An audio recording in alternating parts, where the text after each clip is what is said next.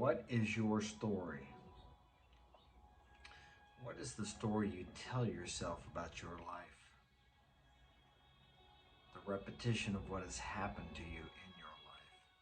What do you tell over and over and over again? Turn this music down just a little bit. Because what you continually tell yourself is what will continually come to pass in your life. Do you like what's happening in your life? Do you want something to be different? Well, if you want something to be different, you have to tell yourself a different story. What do you say to other people when they ask you about your life? Well, maybe nobody ever really asks you about your life, but what do you talk about when you meet other people? Do you complain about how bad of a childhood you had, how your parents never told you that they loved you, how your father left, how you were raised by your single mother and you never had a masculine role model, so you don't really know how to be a man? Do you tell them about how your mother had this boyfriend and that boyfriend? Do you tell them about how you had a stepfather who didn't care about you? I mean, and it goes on and on.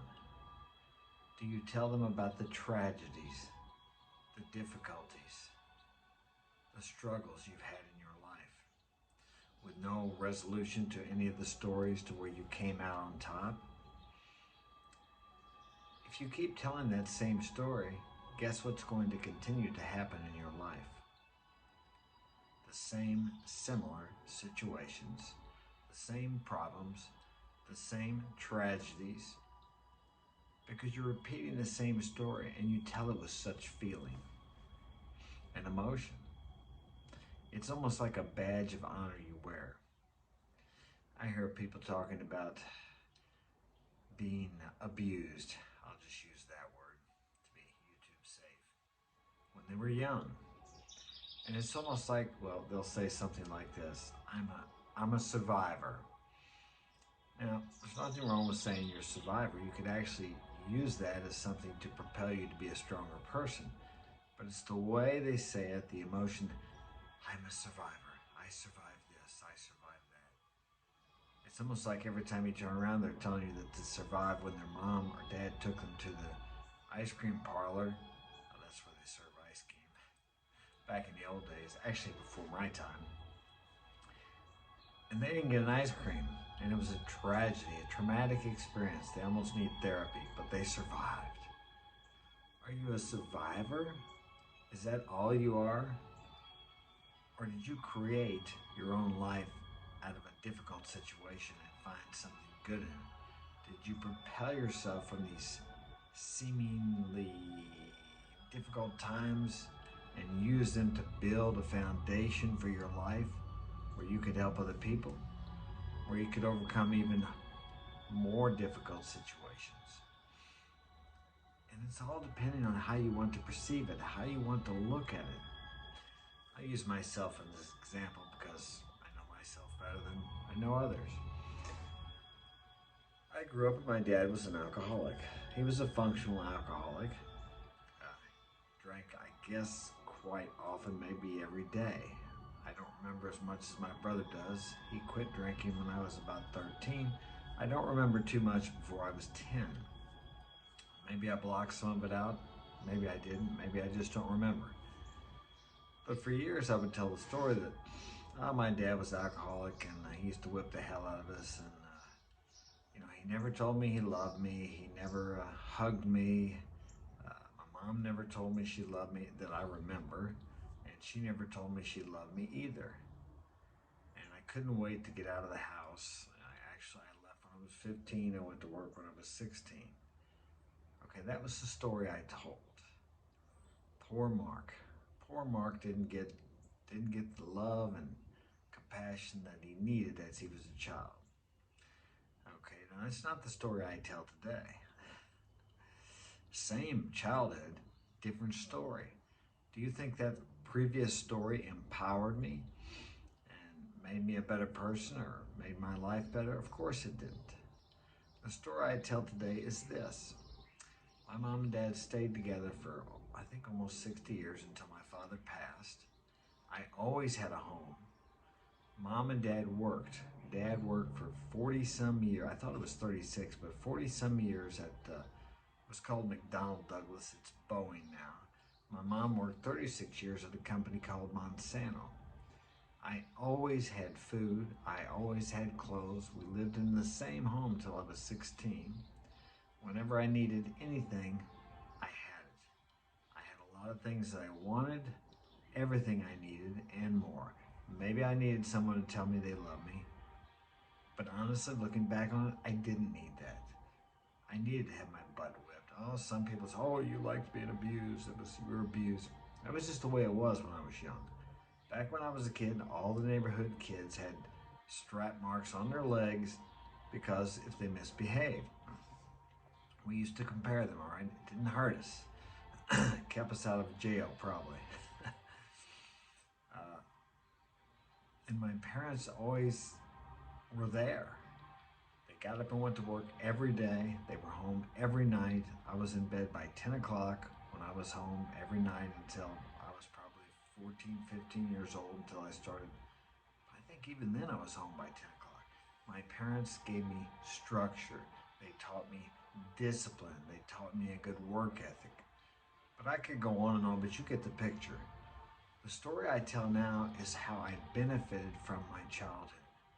How I was raised in a way that gave me strength, courage, tenacity, persistence, perseverance, because my parents set an example of those things in my life.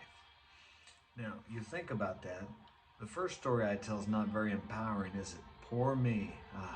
I somehow survived an alcoholic family. I made it, etc., etc. The second story is more empowering. So basically what it is, it's looking back and making something good at what has happened to me in my life. I can tell you another story about some of the divorces I've been through, where I've had my kids taken away. I can make a poor me out of that one too.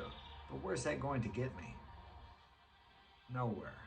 Or I can tell you how I rose above these situations, how even though these were difficult and I was falsely accused, I lost 2 homes and almost lost my freedom, had to leave the country for 6 years.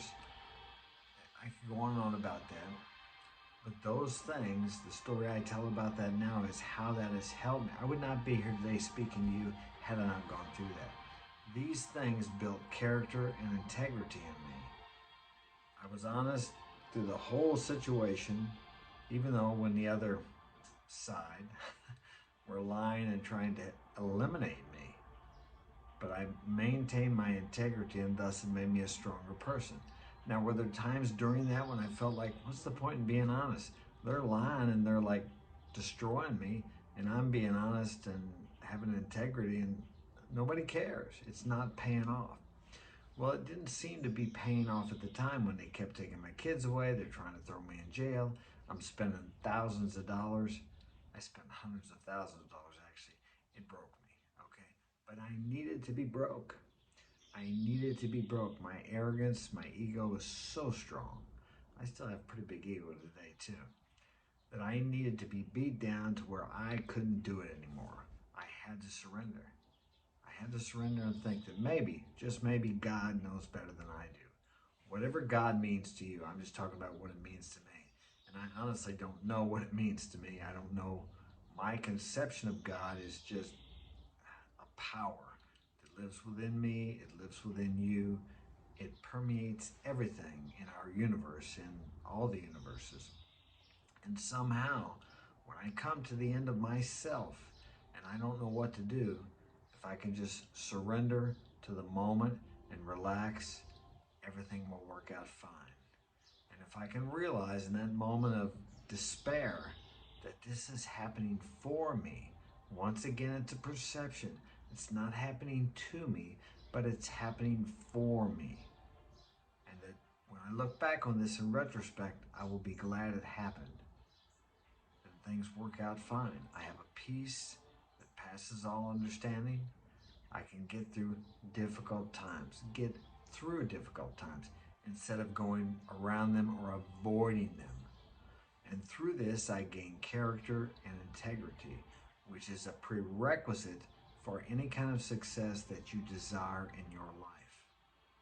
I was somewhat, how would I say, locally famous or infamous years ago, and I used that to get laid, to get more fame, to get more popularity, to let everybody, I wanted everybody to see how great I was. Well, eventually I crashed and burned. So I've been given another opportunity in my life to, because I still have a big ego. I like to talk in front of people. I like to speak. I like to help people. I like to be, how do I say, I like to be noticed. I like the attention. So I can use that, and whatever your desires are, there's nothing wrong with them. You were given those desires by God. If I use that to help other people, then I can satisfy that ego need or that desire, and it's okay. As long as I don't use it for selfish reasons to glorify myself. I'll let God lift me up and not do it myself. As where before I was always making sure my name was in the paper, everybody saw me, and it was all for me. But I have to take that desire to be, I don't want to use the word famous, but noticed or popular, and use that to help others. And then it's okay because that's congruent with helping humanity, to inspire humanity, to build up humanity, and to enlighten other people with the wisdom I've been freely given throughout my life. So remember, the moral for today's story is change your story. You can write it however you want to. I have my story on my wall. I've had it there for several years now, 2 or 3 years. I read it every day in the morning and in the evening. And I think about how my life is now as if that were already true. And as time passes, the world manifests this story in my life without me really having to do anything except the next right thing. So that's it for today. Got to get to work. Take care. Have a wonderful day. And remember, rewrite your story. You can write it any way you desire. So write it to be the best.